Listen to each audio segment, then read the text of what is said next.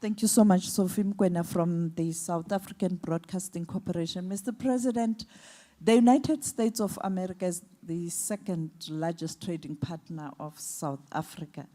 And the current tension that's playing itself out there in the public domain and with the US Secretary of State not attending this summit. Yes, the US is represented by the official from the embassy. How far are you in trying to reach out to President Trump directly, not with envoys, to try and iron out this? We saw him engaging President Vladimir Putin of the Russian Federation on a burning issue of Ukraine. When are you going to do that, or how do you hope to manage this? And finally, you spoke about peace and security when you were addressing ministers. You just touched on the DRC. Have you been able to reach out to President Kagame after that smolanyana thing? Thank you.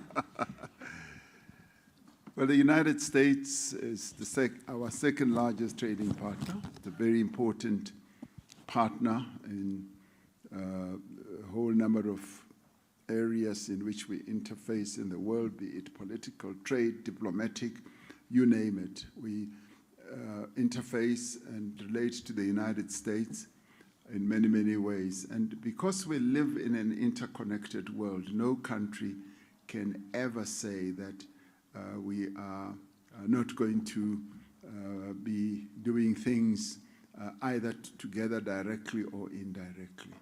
So in our case, we are committed to having a good relationship with the United States, and we do relate to them in a number of ways.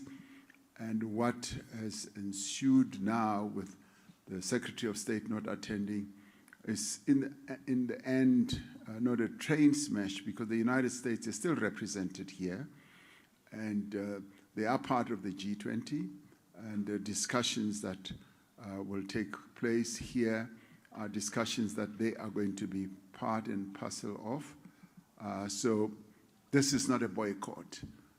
This can be ascribed to a whole number of reasons, which he has stated, which we note. And we have resolved that we will, in the diplomatic process, be able to have those matters discussed, to have those matters dealt with, so that we are able to iron out wrinkles that may have appeared in our relationship. So they being an important player in our economy, and we also being an important player in the economy, because many companies from South Africa do invest there. And we may be a small little pimple, but we do sell stuff to them which they find very important. So we are in many ways joined, and perhaps joined at the hip. So we will continue to find ways, avenues, and means through which we can continue relating to each other, despite whatever may appear as differences.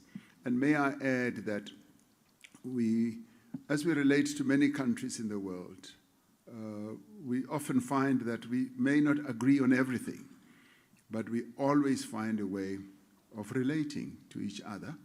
And similarly now with the United States, we may not agree on a number of issues, but we want, in the spirit of diplomacy, in the spirit of promoting good relations, we want to be able to have an exchange with them.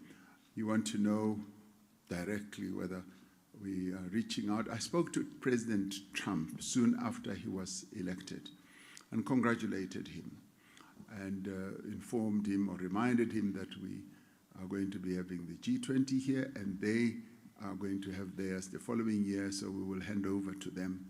And we spoke a bit about that. We also spoke about a number of South Africans who he holds in high regard, particularly in the golfing field, and he being a better golfer than I am, he said, well, then maybe when I come, we should play golf together.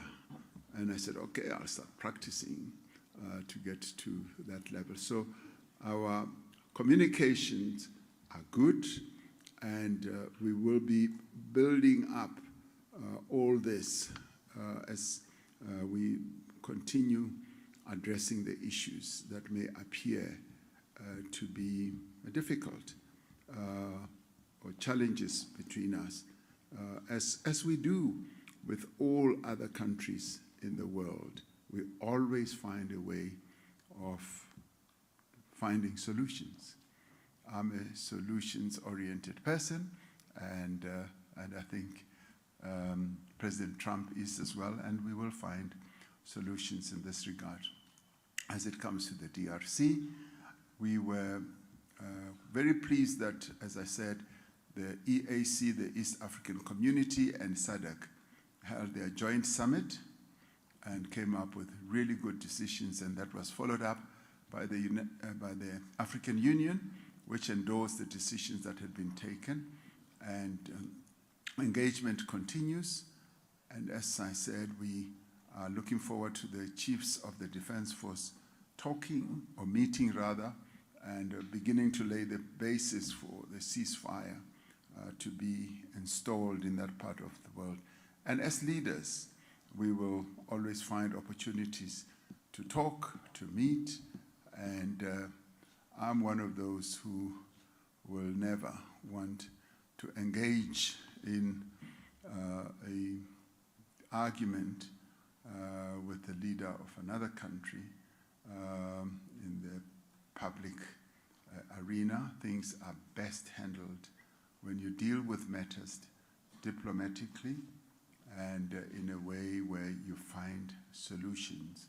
And that is my general approach. Thank you.